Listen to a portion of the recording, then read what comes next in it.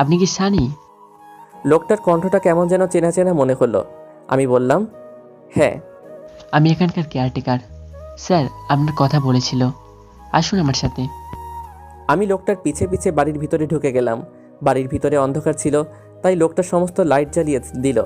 যখনই লোকটা আমার দিকে ঘুরেছে, সে চমকে গেছে, আর আমিও, কারণ লোকটা আমার বন্ধু রাফি। আমাকে দেখে জড়িয়ে ধরল।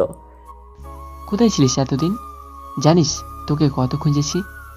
একবার আমাদের কথা মনে হয়নি? কথা বলছিস না কেন? আগে তোর কথাটা শেষ কর, তারপরে তো বলি। চল, তোর বাড়ি চল। কার বাড়ি? তোর বাড়ি। আমার কোনো বাড়ি নেই, আর এটাই এখন থেকে আমার বাড়ি। তোর বাড়ি থাকতে তুই এইখানে থাকবি কেন? চল আমার সাথে। তোকে দেখে তোর বাড়ির লোক কত খুশি হবে জানিস। না আমার কেউ আছে, না আমার কোনো বাড়ি আছে। এখনো অভিমান করে আছিস? অভিমান তো কাছের মানুষের উপর করা যায়, আমি কার উপর অভিমান করে নেই। তুই অনেক বদলে গেছিস। সময় আর পরিস্থিতি সব কিছু বদলে দেয়। আর একটা কথা, আমি যে এখানে আছি কেউ যেন জানতে না পারে। তাহলে এইখানে কেন এসেছিস? অন্য কারো জন্য। কে ছোঁয়া? না, পরে বলবো, এখন খিদে লেগেছে। আমার জন্য খাবারের ব্যবস্থা কর, আর কথাটা যেন মনে থাকে, কেউ যেন জানতে না পারে। আচ্ছা। তারপর রাফি চলে গেল খাবার আনতে, আর আমি ফ্রেশ হয়ে নিলাম। আমি আর রাফি একসাথে খাবার খেলাম। রাফি বলল আজ আমার সাথে আড্ডা দিবে। রাতে আমি আর রাফি ছাদে বসে আছি, তখন রাফি বলল, বললি না তো কার জন্য এসেছিস? এখানে ফিরে আসার ইচ্ছা আমার কোনোদিনই ছিল না, কিন্তু 6 বছর আগের করা ভুল শুধরানোর জন্য ফিরে আসতে হলো। কিসের ভুল? আর কার সাথে করেছিস? নীলিমা, এই নীলিমা আবার কি? আমার প্রথম ভালোবাসা। প্রথম ভালোবাসা মানে? আমি কিছুই বুঝতে পারছি না। আমার আর নীলিমার দেখা হয় তখন আমি সবেমাত্র ইন্টারে পড়ছি। তোরা তো জানিস আমি ইন্টার আমার মামার বাড়ি থেকে করেছি। হ্যাঁ জানি।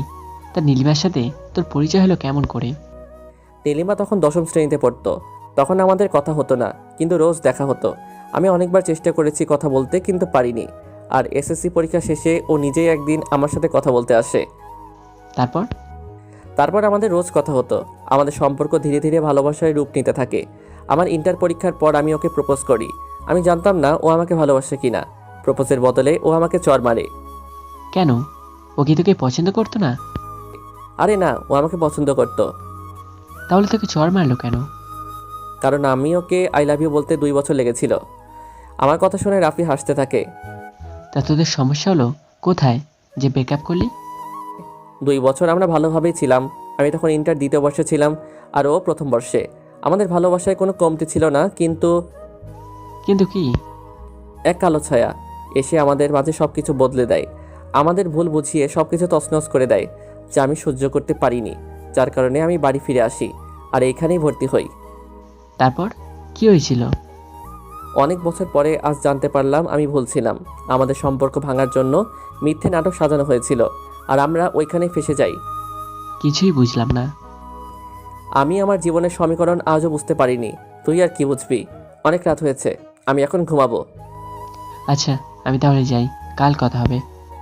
রাফি চলে যাচ্ছিল, তখন আমি বললাম, কথাটা যেন মনে থাকে। কোন কথা?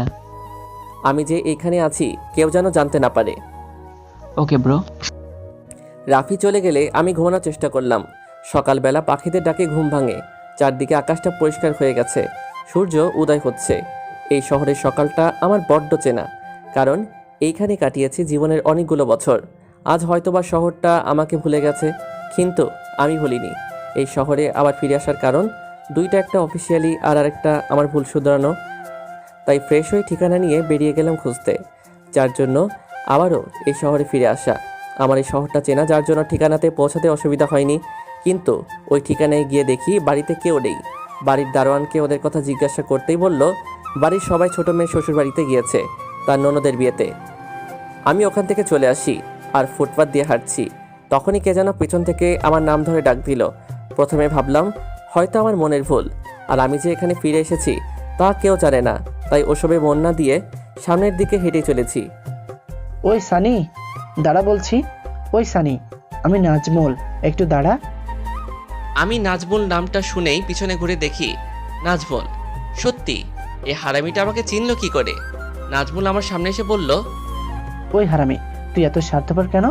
তোকে কোথায় না কোথায় খুঁজেছি, আর তুই দিব্যি ঘুরে বেড়াচ্ছিস। আরে ভাই থাম থাম একটু। এত প্রশ্ন একসাথে করলে আমি কোনটার উত্তর আগে দিব আর কোনটা পরে দিব? চুপ হারামি, একটা কথা বলবি না। আমাদেরকে ভুলে গেছিস তা তো বুঝতেই পারছি। ওই তোর মুখ বন্ধ কর। আমার কথা বাদ দে, তুই তো এখন তোদের বাড়িতে যাবি, তাই তো? সরি ভাই, তুই হয়তো ভুলে গেছিস, বর্তমানে আমার নিজের বলতে কোনো বাড়ি নেই। তবে অফিস থেকে থাকার জন্য যে বাড়ি দিয়েছে, এখন সেখানে যাব। কি বলছিস তুই? তুই তোদের বাড়িতে যাবি না মানে? আর তোর বাবা মা নিজেদের ভুল বুঝতে পেরেছে? তো আমি কি করব? আর একটা কথা মনে রাখ, আমার কোনো বাবা মা নেই, আর নেই কোনো বাড়ি। দেখ, যা হবার তো হয়ে গেছে। আর ছোঁয়া? হ্যাঁ জানি, ও ওর স্বামী সংসার নিয়ে সুখে আছে। আর তুই যেটা ভাবছিস? আরে বাদ দে না, বেশি কথা বললে কিন্তু আমি চলে যাব। চল আমার সাথে কোথায়? আমার বাড়িতে। ওইখানে রাফি অপেক্ষা করছে। তার মানে রাফি জানে তুই এসেছিস আর আমাকে বললো না? আমি মানা করেছি, এখন চল তো, অনেক দিন আড্ডা দেই না। তারপর আমি আর নাজবুল আমার অফিস থেকে দেওয়া বাড়িতে গেলাম। সেখানে দেখি রাফি আমার জন্য অপেক্ষা করছে।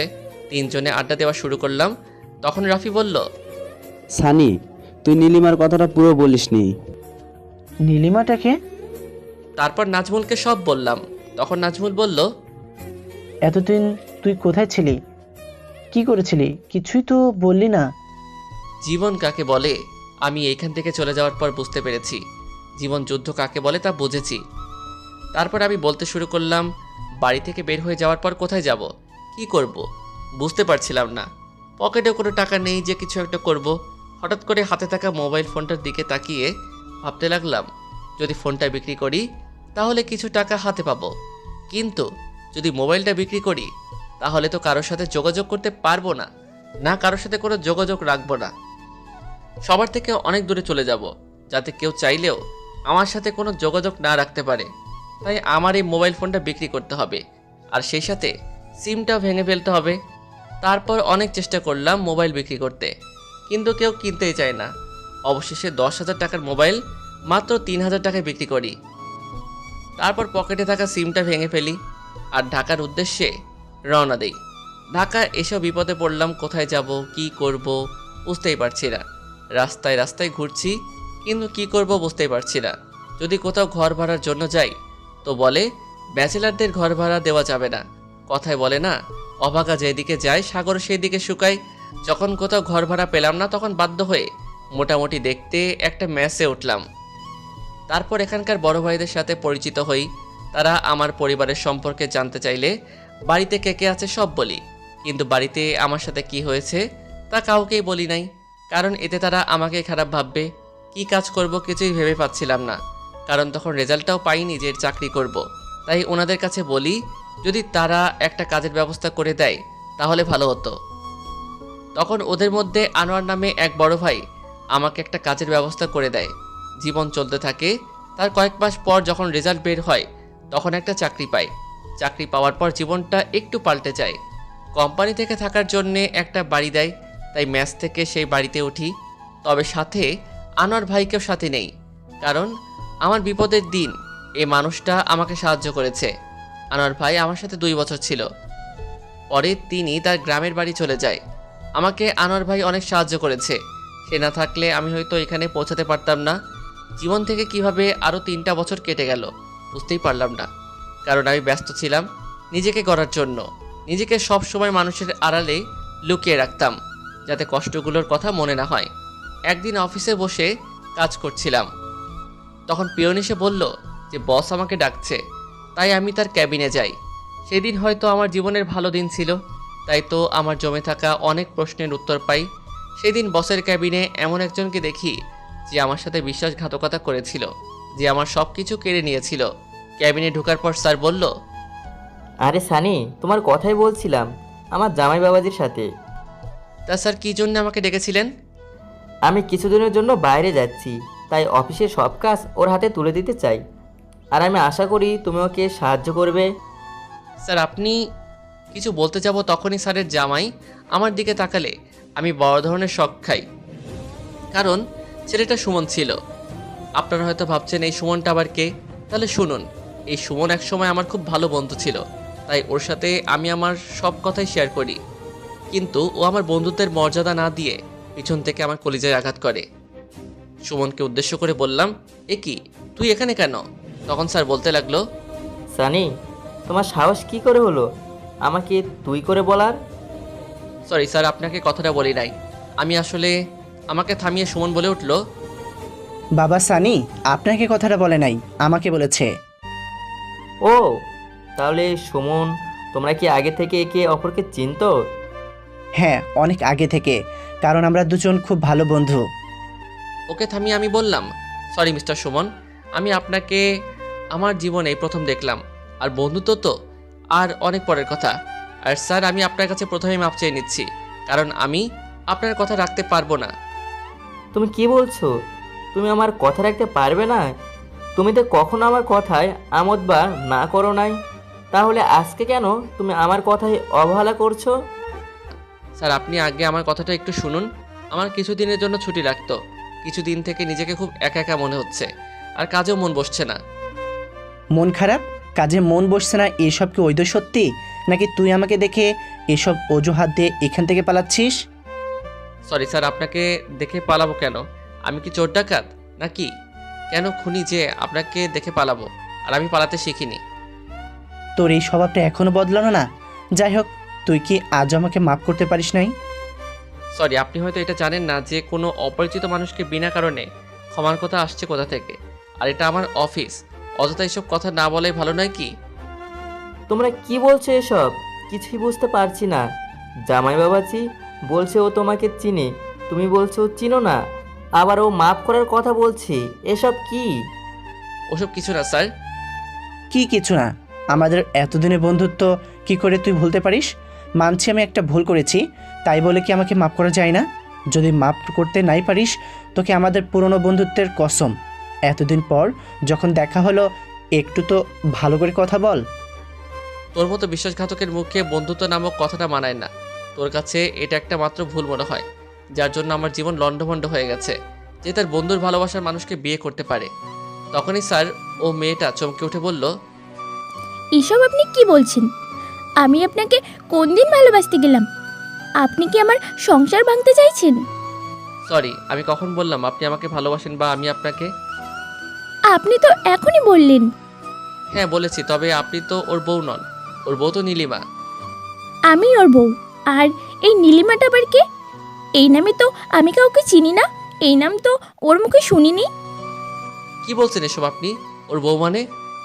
এই এই মেয়েটা কি বলছে? এই মেয়েটা তোর বউ মানে? তাহলে তুই দুইটা বিয়ে করেছিস আর এটা এদের থেকে লুকিয়ে রেখেছিস? ছি, তুই এতটা খারাপ। সুমন কিছু বলছে না, মাথা নিচু করে আছে।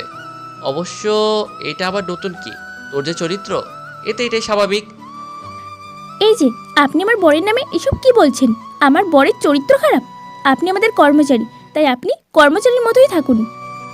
তাই তো থাকতে চেয়েছিলাম, কিন্তু আপনার এই গুণধর বর আমাকে যদি আমার বন্ধুত্বের কসম না দিত, তাহলে কিছুই বলতাম না। আমি সুমনকে বললাম, তোকে একটা কথা বলবো, তুই কি ওই চরিত্রহীন মেয়েটাকে কি ছেড়ে দিয়েছিস? যাক, ভালোই করেছিস। তুই আমাকে যা ইচ্ছা বল, আমি কিছু বলবো না। দয়া করে ওকে চরিত্রহীন বলিস না। চরিত্রহীন মেয়েকে চরিত্রহীন বলবো না তো কি বলবো? ও আমাকে ঠকিয়েছে। ওই, তোমার তাতে কি? উনি ওই নীলিমার নামে যাই বলুক না কেন, এতে তোমার কি? আমারই তো সব। আমার তৈরি করা একটা মিথ্যা নাটকের কারণে এমন একটা ঘটনা ঘটেছে, যা আমাকে আজও কুড়ে খাচ্ছে। মানে কি এমন করেছো? বলবো, আজ সব সত্যি কথা বলবো। আমার একটা মিথ্যা নাটকের কারণে আজ আমি আমার সবচাইতে ভালো বন্ধুর কাছে অপরাধী, ওর ভালোবাসার মানুষের কাছে অপরাধী। দোস্ত, তুই আমাকে মাফ করে দিস। সব দোষ আমার, নীলিমার কোনো দোষ নেই। তুই নীলিমাকে খারাপ চরিত্রহীন মেয়ে বলিস না। মানে কি? আমি কিছুই বুঝতেছি না। সুমন বলতে শুরু করলো, যেদিন তুই আমার সাথে নীলিমার পরিচয় করিয়ে দিয়েছিলি, ওই দিন আমি ওকে দেখে ওর রূপের প্রেমে পড়ে যাই। তাই আমি সবসময় চেয়েছিলাম তোদের দুজনকে আলাদা করে দিতে, যাতে তোর জায়গা আমি নিতে পারি, কিন্তু আমি কিছুতে আলাদা করতে পারছিলাম না। যখন দেখলাম তোদেরকে এত সহজে আলাদা করা যাবে না, তখন আমি খুব জঘন্য একটা পরিকল্পনা করি তোদেরকে আলাদা করার জন্য, আর আমি এই পরিকল্পনায় সফল হই। মানে এইসব কিছু মিথ্যা ছিল? হ্যাঁ, সব আমার সাজানো ছিল তোদের আলাদা করার জন্য। তোদেরকে আলাদা করার জন্য আমি প্রথমে নীলিমার কাছে তোর আর একটা মেয়ের এডিট করা এমন কিছু ক্লোজ ছবি পাঠিয়ে দেই, আর নীলিমাকে বলি তুই ওকে ধোঁকা দিচ্ছিস। পরে আমার সাথে নীলিমার কিছু ছবি এডিট করে তোর কাছে অন্যের মাধ্যমে পাঠিয়ে দেই।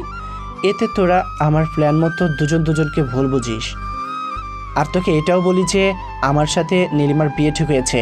আর তুই যখন রাগ করে নীলিমার ওই ছবিগুলো নিয়ে গিয়ে ওর বাবার সামনে ওকে অপমান করে আসিস, তখন ওর বাবাও ওকে অপমান করে। তার মানে নীলিমা নির্দোষ ছিল? হ্যাঁ। সুমনের এই কথাটা শোনার পর আমার বুকের ভিতর মনে হচ্ছে সব কিছু ভেঙে যাচ্ছে। আর মনে মনে বলছি, আমি এত বড় ভুল কি করে করলাম? যাকে ভালোবাসলাম তাকে চিনতে পারলাম না। কি করে আমি এত বড় ভুল করলাম? আমি তখন সুমনকে জিজ্ঞাসা করি, নীলিমা এখন কোথায়? যেদিন তুই ওদের অপমান করিস, তখন নীলিমাকে এটা মনে করে যে তুই নিজেকে ভালো সাজানোর জন্য ওকে ওর পরিবারের কাছে খারাপ প্রমাণিত করেছিস, যাতে তুই অন্য কাউকে তোর জীবনে আনতে পারিস। আর ও এসব মানতে না পেরে। কি হলো বলছিস না কেন? নীলিমা কি করেছিল? তারপর কি হয়েছিল? নীলিমা এসব মানতে না পেরে আত্মহত্যা করছে। সুমনের এই কথাটা শোনার পর আমার পাটা মনে হয় আটকে গেছে। পুরো পৃথিবী যেন অন্ধকার হয়ে আসছে। আমি কিছুতেই তা মানতে পারলাম না। নীলিমার নেই, যাকে আমি এতদিন যে কারণে ঘৃণা করে এসেছি, সেই আর নেই। সে যে না ফেরার দেশে চলে গেছে। আমার সারা শরীর জ্বলে উঠল। সুমনের জন্য আমি ওকে হারিয়েছি, তাই আমি সুমনকে মারতে শুরু করলাম। তখনই সুমন বলল, হ্যাঁ করেছিল, কিন্তু ছি, তুমি এতটা নিচু চরিত্রহীন। তোমার স্বার্থের কারণে একটা মেয়ে আত্মহত্যা করে গেল, আর দুইজন প্রেমিক প্রেমিকা একে অপরকে ভুল বুঝে এত দূরে চলে গেছে যে চাইলেও আজ কেউ এক হতে পারবে না। আর আমি সেই তোমাকে নিঃস্বার্থভাবে ভালোবেসে গেছি। আজ তোমার এই মহান গুণ দেখে তো আমার মরে যেতে ইচ্ছা করছে। নিজের উপর ঘৃণা হচ্ছে। আমার সব ফ্রেন্ডদের কাছে তোমার নামে কত ভালো ভালো কথা বলতাম, আর সেই তুমি একটা খুনি বের হলে। আমি কাউকে খুন করিনি। কি বললে? খুন করো নাই? তোমার কারণে আজ একটা মেয়ে আমাদের মাঝে নাই। আর তার থেকে বড় কথা, তুমি তাদের বিশ্বাস ভালোবাসার সম্পর্ককে খুন করেছো। আর তুমি হয়তো এটা জানো না যে আমার কাছে কেউ যদি বিশ্বাস আর ভালোবাসার সম্পর্ক নষ্ট করে, সে খুনির থেকে কম কিছু না। আর এখন তোমার এটাও সন্দেহ হচ্ছে তোমার সাথে আমার বিয়ে হওয়ার পর এমন অনেক কিছু হয়তো করেছো যা আমার এখনো অজানা। আমি মানছি ওদের ভালোবাসার পথে আমি কাটা হয়ে দাঁড়িয়েছিলাম, আর তখন যা করেছি মিথ্যা আবেগের কারণে। কিন্তু আমি সত্যি তোমাকে ভালোবাসি। আর নীলিমা আত্মহত্যা করতে গিয়েছিল, কিন্তু করতে পারেনি। আর ও এখনো বেঁচে আছে। কিন্তু কি? নীলিমা বেঁচে আছে? আর তুই যে আগে বললি ও মারা গেছে, আবার সাথে কিন্তু যোগ করেছিস? আমি তো কিছুই বুঝতে পারছি না। হ্যাঁ, ও বেঁচে আছে, কিন্তু ওর বেঁচে থাকা আর মারা যাওয়ার মাঝে কোনো তফাৎ নেই। কারণ ও আজ 6 বছর ধরে কোমায় আছে। ডাক্তার বলেছে ও কোনোদিন কোমা থেকে বের নাও হতে পারে। না, ওর কিছু হতে পারে না। আমি বেঁচে থাকতে ওর কিছু হতে পারে না। ওকে ভুল বুঝে ওর সাথে আমি যে অন্যায় করেছি, তার ক্ষমা না পাওয়া পর্যন্ত ওর কিছু হতে পারে না। আচ্ছা, একটা কথা বলতো, তুই এত কিছু কি করে জানলি? আমার কারণে যাদের এত কিছু হলো তাদের খবর আমি রাখবো না, এটা হতে পারে? আর আমি ওটাও জানি তোর সাথে কি হয়েছে। তোর সাথে যা হয়েছে তা খুব খারাপ হয়েছে। আমি জানি তুই এসব করতে পারিস না। ওসব পুরনো কথা বাদ দে, আগে বল নীলিমা কোথায় আছে? হ্যাঁ জানি ওরা কোথায় থাকে। ওরা তোর এলাকাতেই থাকে। তুই সত্যি কথা বলছিস তো? হ্যাঁ, আমি সত্যি কথা বলছি। তাহলে আমি আজকে আমাদের ওখানে চলে যাব। কি বলছো? তুমি চলে গেলে ওকে অফিসের কাজ কে বুঝিয়ে দিবে? আর স্যার, আপনি আমাকে মাফ করবেন। আপনার অফিসের থেকে এখন ওখানে যাওয়া আমার কাছে সবচাইতে বেশি দরকার। আর দরকার হলে আমি এই চাকরিটা ছেড়ে দিতেও পারি। বাবা, ওকে আটকাবেন না। আমার জন্য ওর জীবনের অনেক মূল্যবান কিছু হারিয়েছে। হয়তো আমার জন্যই ও ওর পরিবারকে হারিয়েছে। কিন্তু কোনো কিন্তু নাই বাবা। আপনি আমার একটা কথা রাখেন, আমাদের কোম্পানির যে শাখাটা ওদের জেলায় আছে সেখানে ওর ট্রান্সফার করে দিন। ঠিক আছে, তুমি যেটা ভালো মনে করো। হ্যাঁ বাবা, ওই ব্যবস্থাই করো। আর তোমার সাথে আমার কথা আছে, একে বাড়িতে চলো। আপনি ওকে কিছু বলবেন না? আমি তোকে মাফ করে দিয়েছি। সেটা আপনার ইচ্ছা, তাকে ক্ষমা করবেন কিনা। তবে তুমি মনে রেখো, মেয়েটার যদি কিছু হয় তাহলে তোমার আর আমার সম্পর্ক তখনই শেষ হয়ে যাবে। সুমন কিছু বলছে না, মাথা নিচু করে আছে। তারপর আমি ওই দিনই বাড়ির উদ্দেশ্যে রওনা দেই। আর আমার ফিরে আসার কারণ হলো এটাই। তা না হয় বুঝলাম, তুই ওই ঠিকানায় গিয়েছিলি। গিয়েছিলাম, কিন্তু বাড়িতে কেউ ছিল না। তখন ঘড়ির দিকে তাকিয়ে দেখি অনেক সময় হয়ে গেছে। তখন আমি ওদের বললাম, আরে অনেক সময় হয়ে গেছে, আমাকে আবারও কাজে যেতে হবে। তখন নাজমুল বলল, সানি, তোকে একটা কথা বলার ছিল। বল, কি বলবি? তুই কি সত্যি তোর পরিবারের কার সাথে দেখা করবি না? আর ছোঁর সাথেও কি দেখা করবি না? সবার জন্য পরিবার হয় না। আমি আর ছোঁয়ার সামনে যেতে চাই না। আমি চাই না আমার জন্য ওর বর্তমানটা খারাপ হোক। বাদ দে না ওইসব। আজ রিয়ার বিয়ে। তুই না বলতিস তুই রিয়ার বিয়ে নিজের হাতে দিবি, রানীর মতো করে সাজাবি, আজ যাবি না? আমি কিছু বলছি না, চুপ করে আছি। আচ্ছা, আমরা এখন যাই। রাফি আর নাজমুল চলে গেল। আজ রিয়ার বিয়ে। আমি তো জানি না আজ আমার সেই ছোট্ট বোনটার বিয়ে। সে আজ কত বড় হয়ে গিয়েছে কে জানে। আর বধূ সাজে তাকে কেমন দেখা যাচ্ছে, খুব দেখতে ইচ্ছা করছে। কিন্তু আমি যে আমার বোনের কাছে আজও অপরাধী। সে শুধুই যে আমাকে ঘৃণা করে। আজ তোকে অনেক মিস করছি রে। কিন্তু আমার নিয়তি এতটাই খারাপ যে একই শহরে থাকার পরেও আমার বোনের বিয়েতে যেতে পারবো না। আজ অফিসের প্রথম দিন, তাই সবার সাথে পরিচয় হয়ে নিলাম। তারপর ক্যাবিনে গিয়ে সব কিছু বুঝে নিলাম। অফিস শেষে বাসায় ফিরছি। অনেক দিন ধরে শহরের অলিগলি দিয়ে হাঁটা হয় না। আগে তো সারা দিন রাত ঘুরে বেরিয়েছি, আজ আগের মতো ঘুরে বেড়াতে ইচ্ছে হচ্ছে। তাই অফিসের গাড়ি পাঠিয়ে দিয়ে হেঁটে বাড়ি ফিরছি। রাস্তায় নাজমুলের সাথে দেখা, তাই ওর সাথে কথা বলছি। হঠাৎ আমার চোখ আটকে গেল আর আমি দৌড়াতে শুরু করলাম। আর আমার সাথে নাজমুলও।